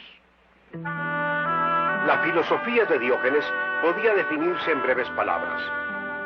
Primero es vivir y luego filosofar, pero vivir modestamente y en libertad, como él lo practicaba, teniendo por cama la tierra y por cobertor el cielo.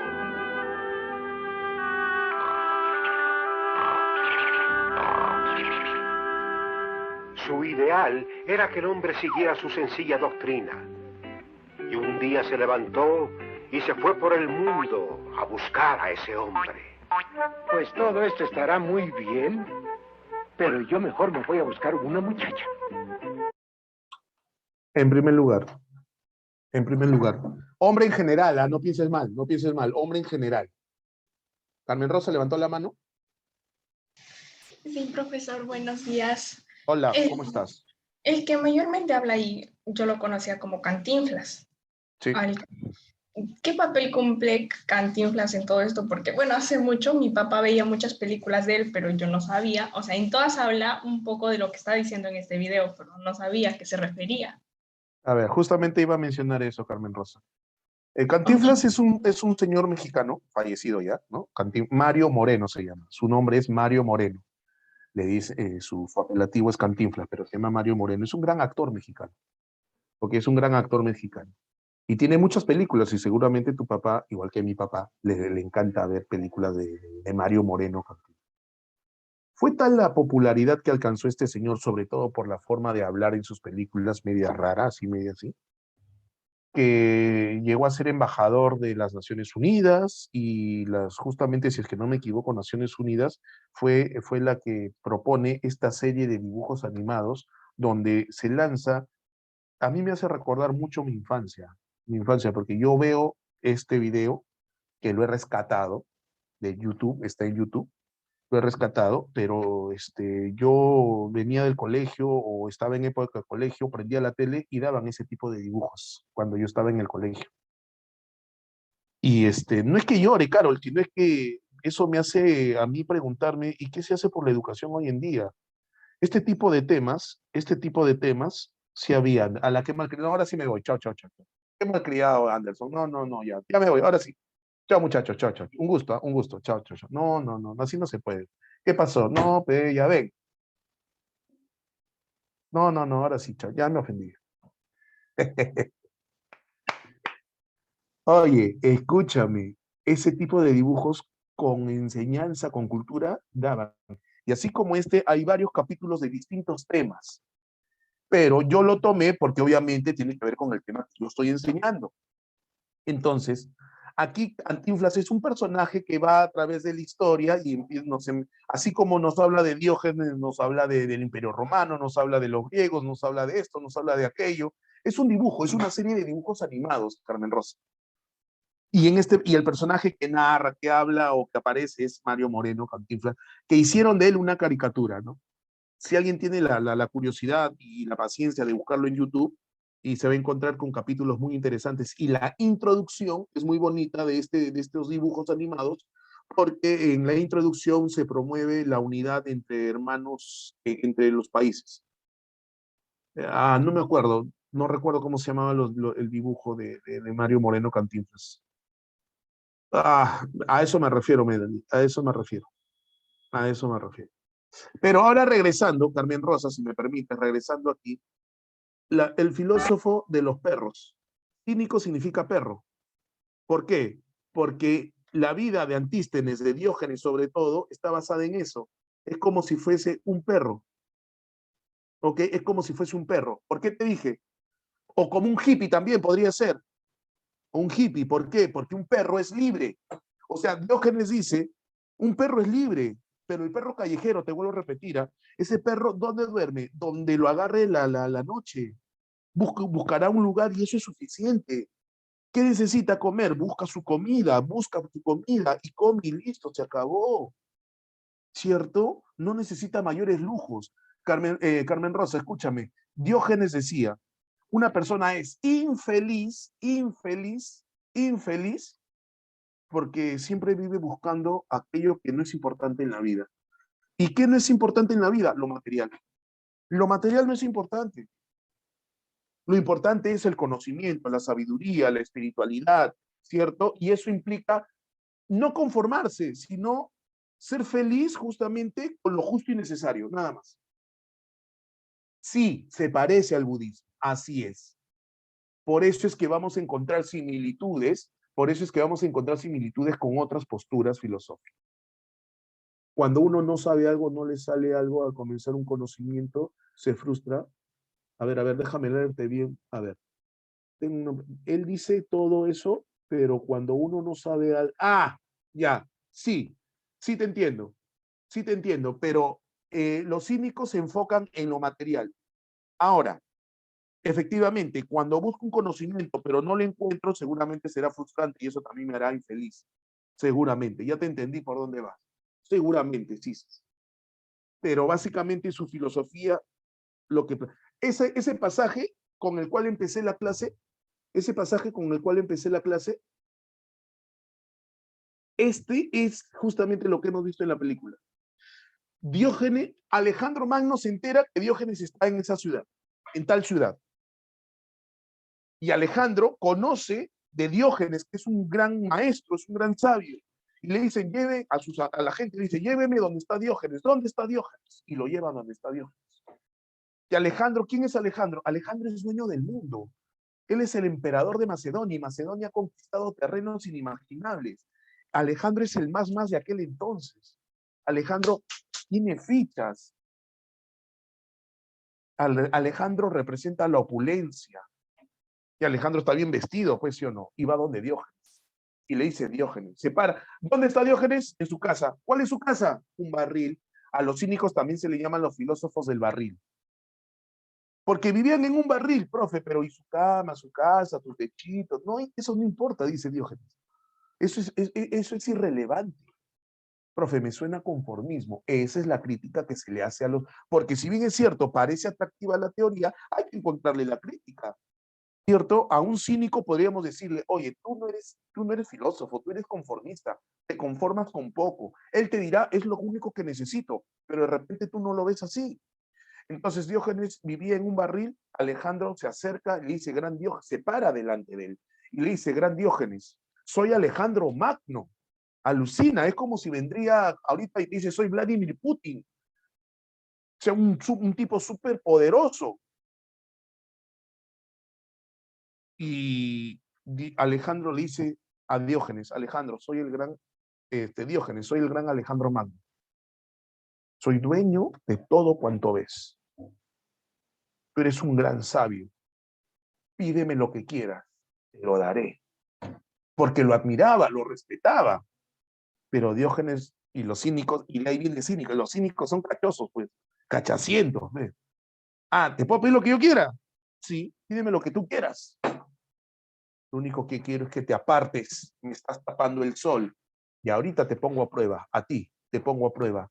Yo te dije cuando te hablé de Platón, cuando en filosofía se habla de oscuridad, de sombra, y cuando se habla de luz, ¿de qué se está hablando? ¿Qué es la sombra? ¿Qué es la oscuridad?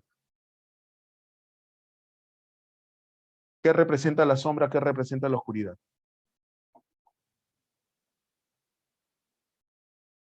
Eso, muy bien, Marcia.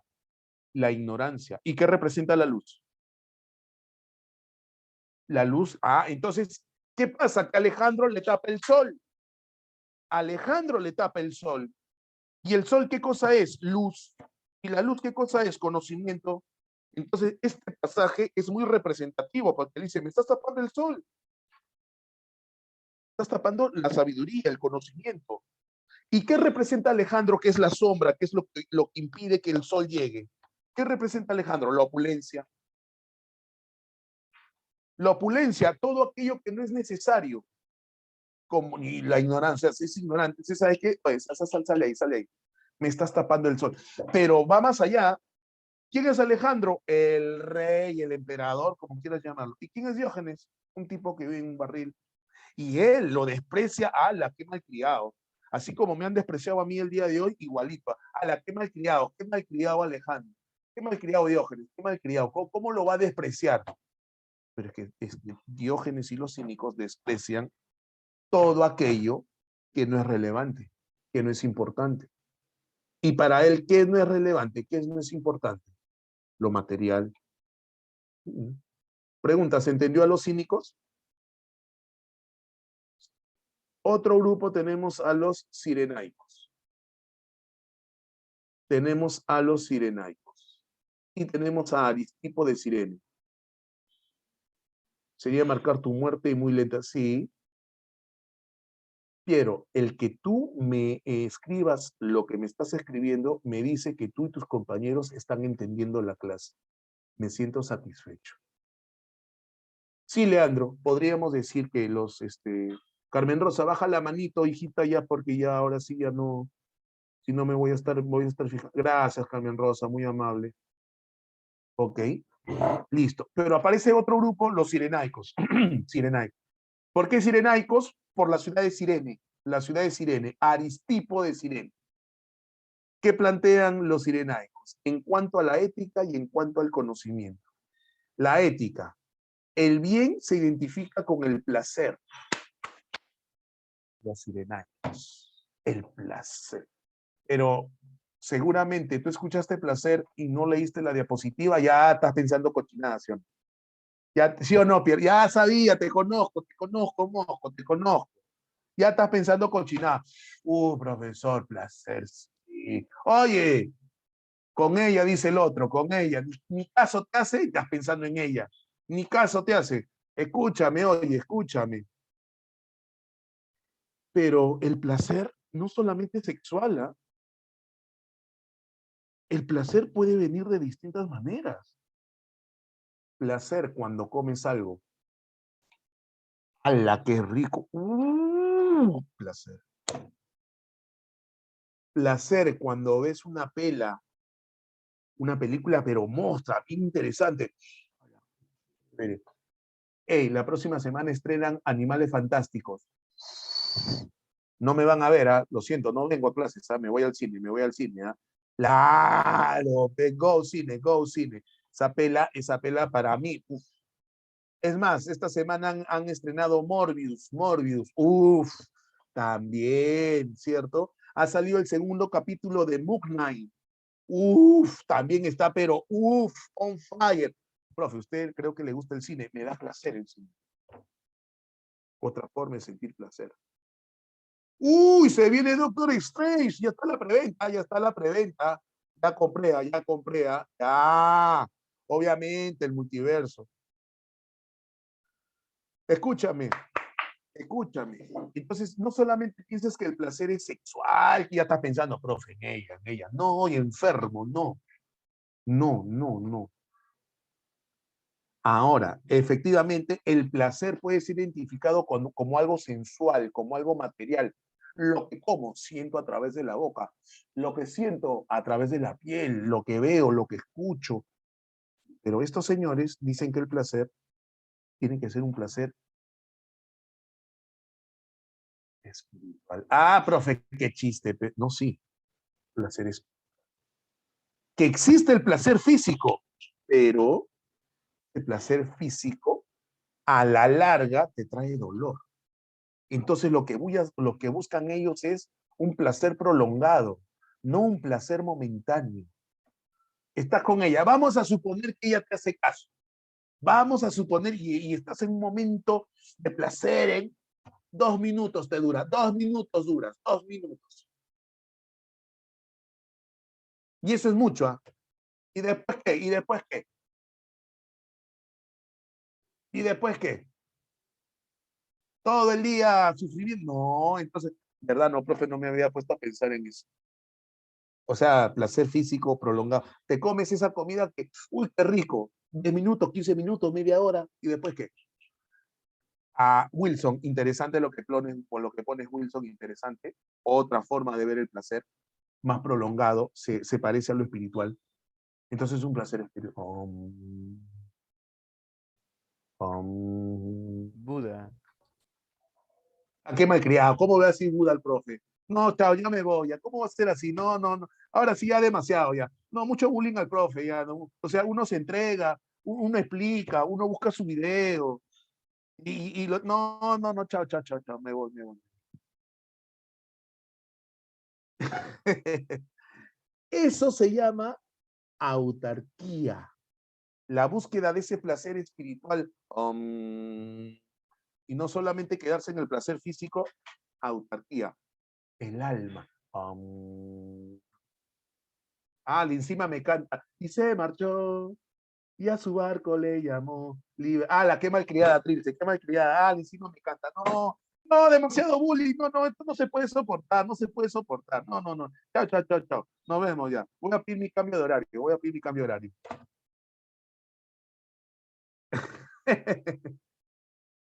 Ahora, el conocimiento, escucha, mira acá, mira acá. Y el conocimiento implica una postura sensualista y subjetivista. Subjetivista en el sentido de que es personal individual. Para ellos, la felicidad es buscar esa paz espiritual que da placer, pero un placer mucho más prolongado, no físico, no material. Esto se obtiene a través de los sentidos y es individual, el conocimiento. Por eso es que su mirada es una mirada empírica. El conocimiento tengo que experimentarlo para conocerlo, no para sentir placer, sino para conocer. Si yo quiero conocer cómo se reproducen las plantas, tengo que ir a ver. Si yo quiero saber cómo es que se da el proceso, no sé, se me ocurre, quiero conocer algo, pues un fenómeno natural, voy y lo miro, lo observo. El conocimiento tiene una postura sensualista porque implica experimentarlo. ¿Y cómo lo experimento? A través de los sentidos. Y subjetivo porque es individual, porque lo que tú captes o lo que tú interpretes será distinto a lo que yo capte, lo que yo interprete. Esa es la postura de los cirenaicos. Ahora veamos a los estoicos. Zenón de Elea, representante Zenón de Elea. La palabra estoico viene de estoa, estoa. ¿Qué significa estoa? Columna. Entonces se les llama los estoicos porque estos se juntaban a filosofar, a conversar, a discutir en las columnas de los templos. Ahí están los estoicos, los que están en la columna. ¿Me entendiste? Estoa. ¿Estás ahí? Sí, listo. Ahí está. El que está en la columna, ¿ves? Estoa. La felicidad se alcanza gracias a la ciencia. Pero hay un detalle. Buscan la ataraxia. ¿Y qué es la ataraxia, profesor? Es esto. gracias a la cual alcanzamos el equilibrio. Primero lo leo y luego te lo explico. Mediante la disminución de la intensidad de nuestras pasiones y deseos, y a la fortaleza del alma frente a la adversidad, tranquilidad espiritual, paz interior. Se puede resumir la filosofía estoica en la frase soporta y renuncia. Soporta y renuncia. Es decir, soporto, ¿qué soporto? Debo ser lo suficientemente fuerte para soportar las tentaciones del placer y lo doloroso que es el dolor, valga la redundancia. O sea, no me debo entregar al placer, porque el placer físico, como te digo, me causa dolor.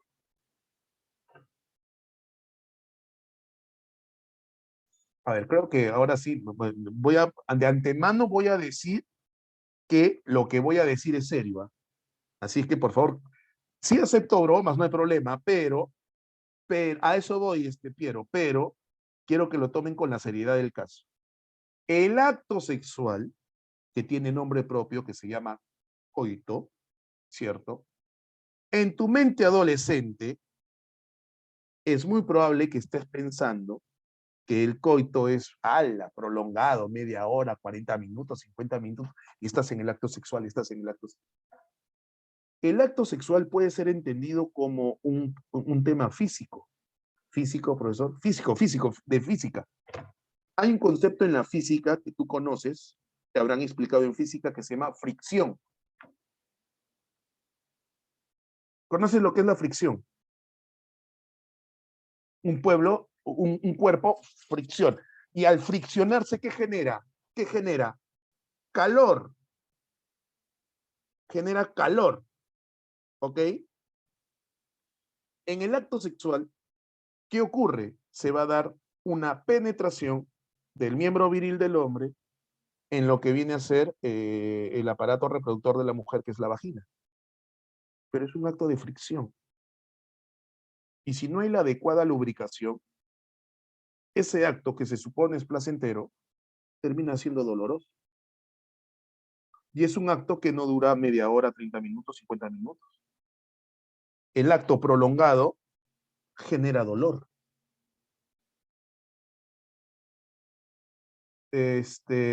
Lubricar significa, por ejemplo, cuando tu mamá, por ejemplo, la licuadora, quiere sacar el motor de la licuadora o esa parte de rosca y está duro, y le echa un poquito de aceite para que se desenrosque mejor. Eso es lubricar. Lubricar. Eso es un ejemplo para lubricar. ¿Me entiendes o no? Entonces, si tú me preguntas, en el placer homosexual, sí, también, obviamente. En el homosexual peor todavía, porque en el acto homosexual entre varones, el acto es anal. Peor todavía, pues el ano no es como la vagina. La vagina tiene terminaciones nerviosas. El ano tiene terminaciones nerviosas, pero no como la vagina. Por lo tanto, es doloroso. Entonces, ¿qué ocurre? No, P. Wilson, no se ha malcriado, P. Wilson. No, ya sé por qué hace escrito interno, no. Seas loco, P. Wilson. Y ese malcriadella, ese malcriadella. Tranqui, Wilson, tranqui. No, tranquilo, Wilson, tranquilo. Entiendo lo que escribes, no hay problema. Es una joda mía. Escúchame acá. Pero lo que quiero que te entiendas, es que lo físico, el placer físico, puede traer dolor. Te entusiasmas con ella, te enamoras de ella, vamos a suponer, pero no te hace caso. Y sufres. Quieres ingresar, pero hace 4 exámenes de admisión que no ingresas. Y sufres. Profe, no sea maldito, no se la descobre, profe. ¿Ah? Pero en realidad, entonces, ¿qué haces? Deséchalo. Entonces la vida te da golpes. La vida te tienta placeres y la vida te da golpes. La vida te tienta y te da golpes. Y tú, tentación, golpes. Frente a eso, así, entre paréntesis, tú, que nada te perturbe. El estoico es imperturbable. El estoico te besan, te acarician, quieren despertar en ti esa sensualidad. Y tú, ¿qué, profe? ¿En serio? Sí. O sea que me tocan, me besan. Y nada, no respondo. Profe, pero está loco, a mí me tocan y al toque me enciendo. No, no tienes control de ti, no tienes ataraxia. Te derrumban, golpe la vida. Fallece un familiar, fallece otro familiar, no ingresas, cierran a San Marcos. ¡No! Pero tú, nada me perturba. Ese es el estoico, soporto y renuncia. Ah, la profe, nadie vive así, profesora, nadie vive así, tan loco. Pero eso es lo que ellos plantean. Eso es lo que ellos plantean.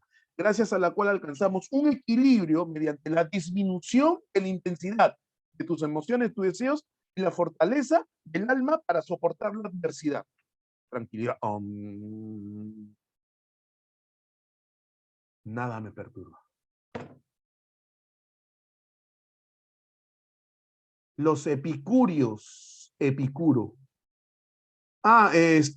Porque el conocimiento, nuevamente, el conocimiento, ¿a quién? A mí, no sea loco, Alexander, qué malcriado. ¿Cómo hacer sticker? Lo aplicaré con tu flaca. Oye, a la ciencia, ¿por qué? Porque en ese soporte y renuncia, el único camino es el conocimiento.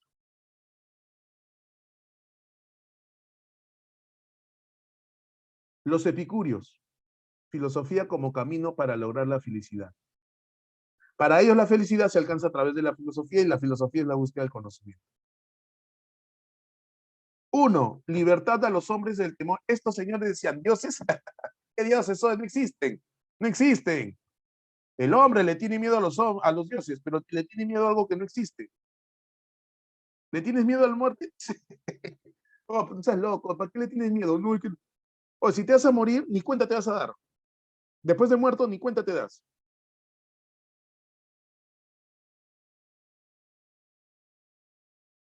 Demostrar el fácil logro del placer mismo. Es facilito obtener placer, dice, ¿no? Eso está basado en la brevedad y la provisoriedad del dolor. O sea, existe el dolor, hay que tratar de minimizarlo.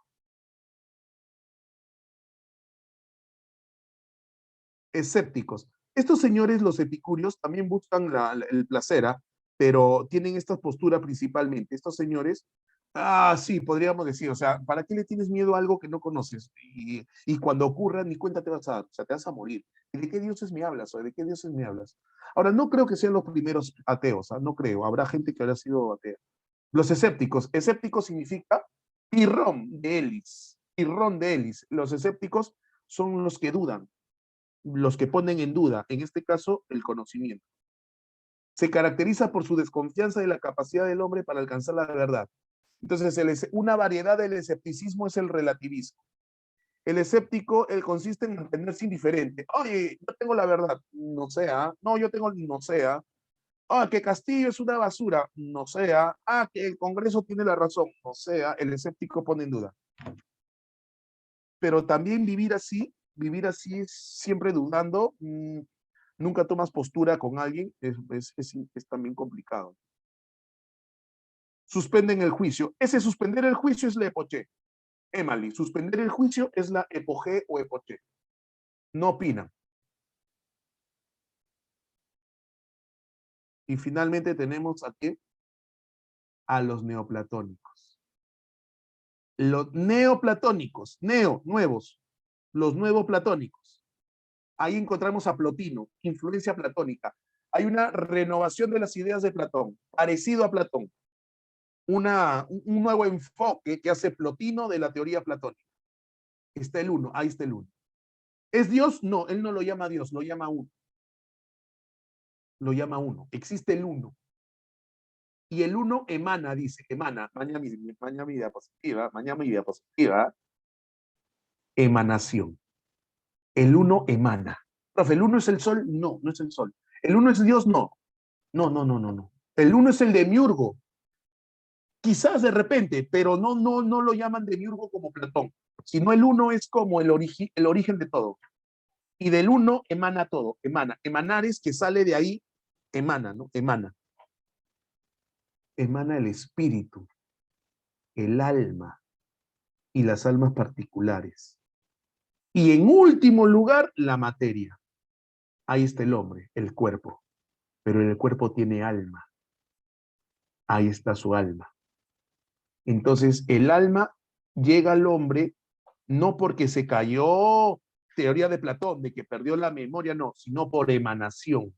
El alma, que el alma y el uno son uno solo, solamente que el alma sale del uno, es una porción del uno que sale y por emanación llega al cuerpo. Entonces, el alma está en el cuerpo por emanación. Y esta alma quiere regresar al uno. Y esta alma quiere regresar al uno. Profe, como Platón, los 1000 años, la reminiscencia, sí. ¿Ok?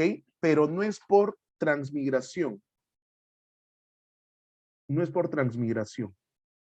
Es una especie de un retornar al uno. El alma, o sea, el alma no va a reencarnar en otro cuerpo. No, no necesariamente pasa a otro cuerpo, no.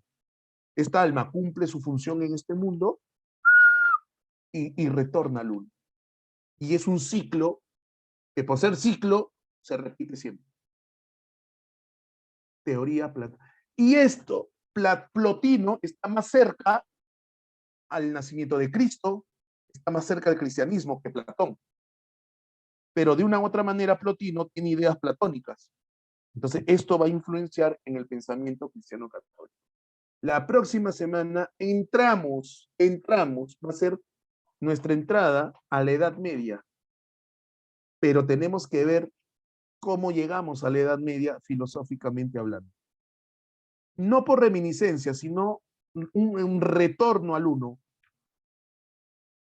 Claro, vamos a hablar un poco de feudalismo. Sí, ya estamos ya. Uy, ¿qué hora es? Listo. Listo, Aldair. Oh, ¿qué tal la clase?